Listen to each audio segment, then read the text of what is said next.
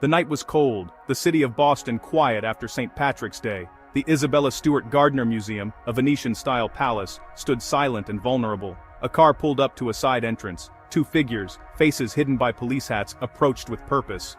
They buzzed the intercom, claiming to be police responding to a disturbance. Rick Abath, the young guard on duty, saw them on the monitor. It seemed routine, plausible. Abath, wanting to help, broke protocol and buzzed them in. The heavy door clicked open, the beginning of the largest art heist in modern history. The men stepped inside, the first barrier breached with a simple lie. The museum's priceless collection was now at their mercy. Soon, the silence would be shattered by the sound of canvases being cut from their frames. The world would wake to empty spaces on the walls, golden frames left behind like hollow ghosts. The mystery had begun, and it would only deepen with time. The thieves' entry was smooth, calculated. No alarms, no witnesses. The Grand Museum, filled with treasures from ancient Rome to the Dutch masters, was now a target. The city slept, unaware of the crime unfolding. The thieves' calm demeanor masked their true intent. Abath's decision would haunt him and the art world for decades. The cold night air rushed in as the door opened. The fate of masterpieces worth hundreds of millions was sealed. The Gardner Museum would never be the same. The greatest art mystery of our time had just begun. Inside, the two guards faced the supposed officers. The uniforms and authority seemed real. One officer claimed Abath looked familiar, suggesting a warrant for his arrest. Abath was lured away from the security desk, away from the panic button. The ruse dropped. "Gentlemen, this is a robbery!" The guards were bound with duct tape, eyes covered, mouths taped shut. No alarms, no struggle. The thieves were in control. The guards were led to the basement, secured to pipes, separated in darkness. "You'll be hearing from us in about a year," one thief taunted. The museum was now theirs, 3 floors of irreplaceable art, unguarded. The security system was compromised, the staff incapacitated. The outside world was oblivious. The thieves had time, no rush, no panic. They moved deliberately, ready to select their prizes. Their choices would puzzle experts for decades. The heist was underway, executed with chilling calm. The Gardner's fate was sealed in silence. The thieves headed straight to the Dutch room. They took Rembrandt's The Storm on the Sea of Galilee, crudely cutting it from its frame. They grabbed another Rembrandt, A Lady and Gentleman in Black, and Vermeer's The Concert. Yet, they left behind a more valuable Rembrandt self-portrait and Titian's The Rape of Europa. Their choices were erratic, sometimes smashing frames, sometimes unscrewing pieces. They took a tiny Rembrandt etching, 5 Degas drawings, and an ancient Chinese bronze beaker. They removed a bronze eagle finial from a Napoleonic flag, leaving the flag itself. The selection made no sense. Was it a shopping list for a mysterious buyer, or random grabs? The inconsistency was maddening. Professional in some ways, amateurish in others. They seemed to know exactly where to find certain masterpieces, yet fumbled with others. The logic behind their choices remains a mystery. Was it about value, or something more personal? The theft was both precise and chaotic. The art world was left with more questions than answers. The Gardner's empty frames became symbols of confusion and loss.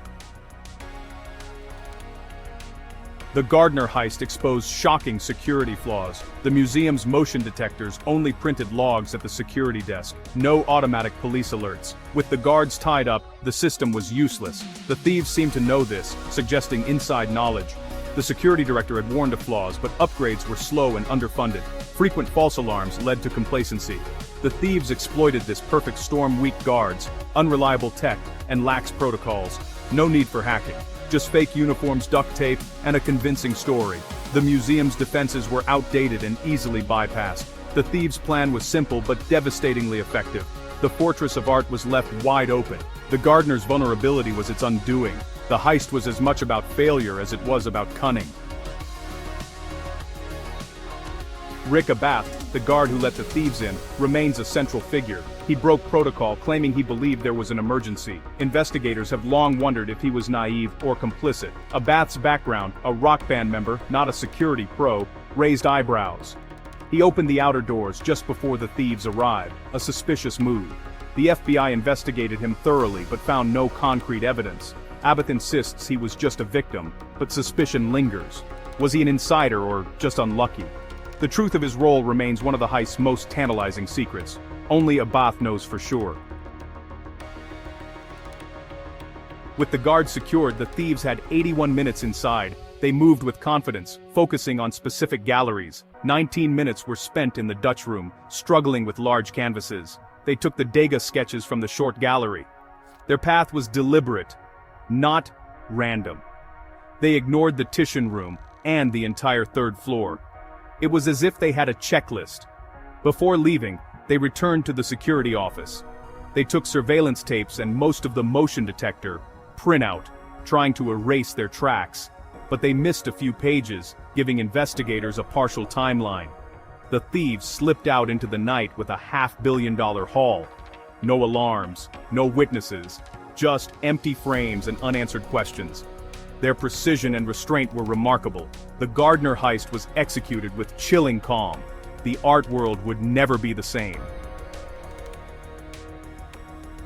The next morning, the theft shocked the art world and launched a massive FBI investigation. Suspicion quickly fell on Boston's organized crime syndicates, especially the Merlino crew. Theories swirled. The art was stolen as bargaining chips, not for sale.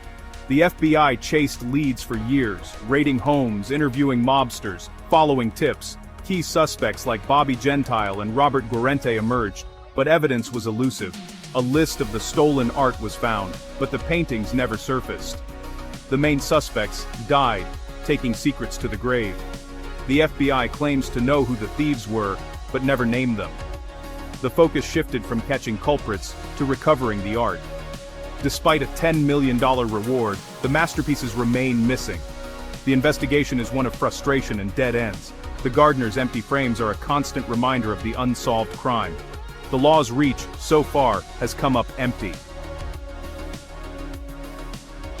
Decades later, the Gardner heist remains unsolved, but the search continues. New forensic tools, DNA analysis, digital data mining, offer hope. Investigators re-examine every clue, from duct tape to frame fragments. The museum's virtual tour of empty frames keeps the case in the public eye. The $10 million reward still stands, drawing new tips from around the world. Some leads are credible, others not, but all are pursued. Recent tips include sightings of stolen art in France and hidden compartments in mob homes. Podcasts, documentaries, and online forums keep the mystery alive. A new generation of sleuths brings fresh eyes and theories. The global community remains vigilant, hoping for a breakthrough. The Gardner's lost art is never forgotten. The echoes of that night still reverberate. The search for answers continues. Today, the empty frames still hang in the Gardner Museum. They are memorials, silent witnesses to an audacious crime. The central questions remain: where is the art? Who were the thieves? Was there an inside man? The bizarre selection of stolen items defies any single theory. The truth is obscured by speculation and secrecy. The heist is a story of absence, of cultural loss and unanswered questions.